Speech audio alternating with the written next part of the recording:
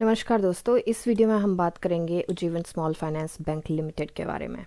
ये बैंक सिर्फ पैसा नहीं कमा रहा, ये ट्रस्ट, ग्रोथ और टर्न अराउंड तीनों का गेम खेल रहा है। सवाल ये है कि उज्जीवन स्मॉल फाइनेंस बैंक आपके पोर्टफोलियो का नेक्स्ट हीरो बन सकता है या नहीं। तो जानते हैं इस वीडियो में। स्टॉक 59.30 के प्राइस पे ट्रेड कर रहा है एंड मार्केट में सेंटिमेंट डाउन थे, फिर भी इसने 2.28% का अपमूव दिया है फ्राइडे को। मार्केट कैप 11,500 करोड़ से ऊपर का है। Ujjivan small finance bank mainly retail focus bank है। Micro finance, small business loan, affordable housing, rural and semi urban India में। अब यहाँ पे थोड़ा सा फंडामेंटल चेक करते हैं। लोन ग्रोथ कंसिस्टेंट रही है लास्ट फ्यू क्वार्टर्स में। एसेट क्वालिटी इंप्रूव हुई है and credit cost gradually down जा रहा है। दूसरा, प्रॉफिटेबिलिटी ट्रेंड इंप्रूव कर रहा है। ROA and ROE slowly better हो रहे हैं। ठीक है, यहाँ पे की पॉइंट क्या है पॉजिटिव ट्रिगर के? Better collection efficiency. यहाँ पे स्टॉक को देखें तो 50 एंड 200 दोनों डीएमए से ऊपर है। Rural demand recovery, diversification beyond pure micro finance and cost control और ओपन ऑपरेटिंग लेवरेज का बेनिफिट, ये सब मिला के मीडियम टर्म स्टोरी स्ट्रॉन्ग बनाते हैं, जो कि बुलिश जो इसका ट्रेंड अभी उम्मीद है आने की और ब्रेकआउट के बिल्कुल पास है। अगर वो ब्रेक कर देता है तो यहाँ पे अप ट्रेंड के बहुत ज़्यादा और काफ़ी अच्छी रैली के चांसेस हैं। अब यहाँ पे कुछ चीज़ें हैं जो हम इग्नोर नहीं कर सकते। सबसे पहली बात है कि स्मॉल फाइनेंस बैंक में वॉलेटिलिटी ज़्यादा रहती है। रूरल एंड एमएसएमई एक्सपोजर जो है उसमें इकोनॉमिक स्लोडाउन का इम्पैक्ट थोड़ा सा देखने को मिला है। इंटरेस्ट रेट चेंज का प्रेशर मार्जिन पर आ सकता है। ठीक है, ये हाई ग्रोथ के साथ हाई रिस्क कैटेगरी का भी स्टॉक है, तो उस चीज़ को थोड़ा ध्यान में रखें। इस स्टॉक को मैंने एक वीडियो बनाई है जिसमें 5 hidden gems of finance bank and finance sector के इंक्लूड किए हैं। वो आपको प्लेलिस्ट बनी है एक हिडन जेम्स ऑफ 2026, उसमें भी मिल जाएंगे। वहाँ पे और 4 स्टॉक्स भी हैं जो ब्रेकआउट के पास हैं एंड फाइनेंशियली और फंडामेंटली स्ट्रांग है, वो आप देख सकते हैं वीडियो में जाके।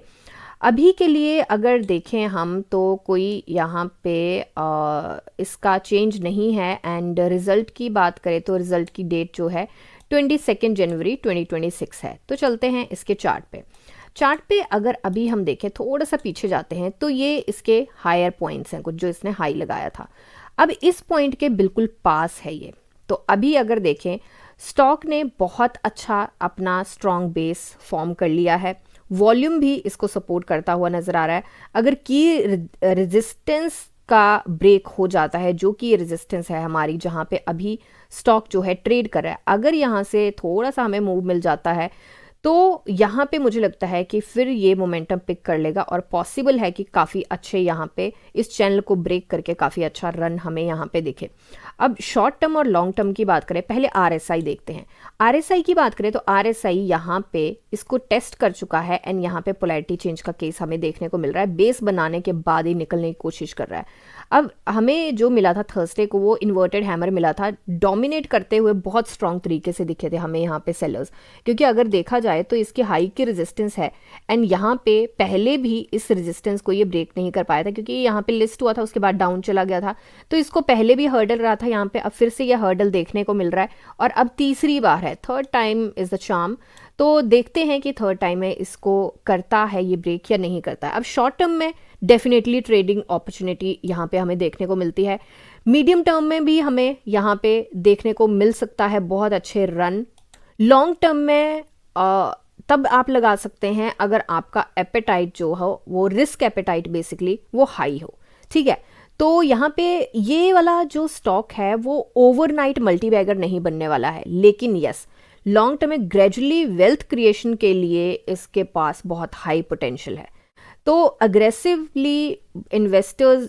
इन्वेस्टर जो है, मुझे लगता है कि यहाँ पे बाई कर सकते हैं।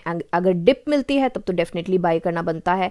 और जो थोड़े से जिनका रिस्क एपेटाइट कम है उनको मुझे लगता है कि थोड़ा सा वॉच लिस्ट में रखना चाहिए और बिल्कुल राइट अपॉर्चुनिटी का जैसे ही ब्रेक कर देता है तो यहाँ पे ये इसकी रेजिस्टेंस है जो 61 की है। 61 को ब्रेक करके ऊपर सस्टेन कर जाता है और आरएसआई बहुत ओवर बॉट जोन में नहीं जाती है और स्टेबल रहती है, तो मुझे लगता है कि यहाँ पे एंट्री बनाई जा सकती है, वॉल्यूम को भी ध्यान में रख के ऑफकोर्स हम चलेंगे।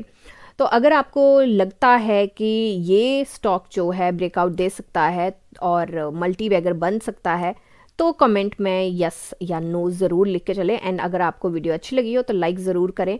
एंड मोस्ट इम्पॉर्टेंट चीज़ जो मैंने स्टार्ट किया है कि यहाँ पे कुछ कोर्सेज हमने बनाए हैं। अगर आप सीखना चाहते हैं कि स्टॉक्स को कैसे एनालाइज करते हैं, या कोई आप एक पर्टिकुलर स्ट्रैटेजी को मास्टर करना चाहते हैं, तो मुझे कमेंट में यस और नो ज़रूर बोलें। एंड मैं उसका आप लिख सकते हैं, क्योंकि दो चीज़ों के लिए यस और नो है, तो आप लिख सकते हैं कि अगर आप सीखना चाहते हैं तो आप लिख सकते हैं सीखना चाहते हैं। एंड उसके बाद मैं उसका लिंक दे दूंगी कहाँ पे आप सीख सकते हैं जो कोर्सेज मैंने खुद बनाए हैं। ठीक है, तो ये मेरी एनालिसिस है, कोई बाई सेल होल्ड की रिकमेंडेशन है। मिलते हैं नेक्स्ट वीडियो में, तब तक के लिए शुक्रिया एंड हैप्पी इन्वेस्टिंग।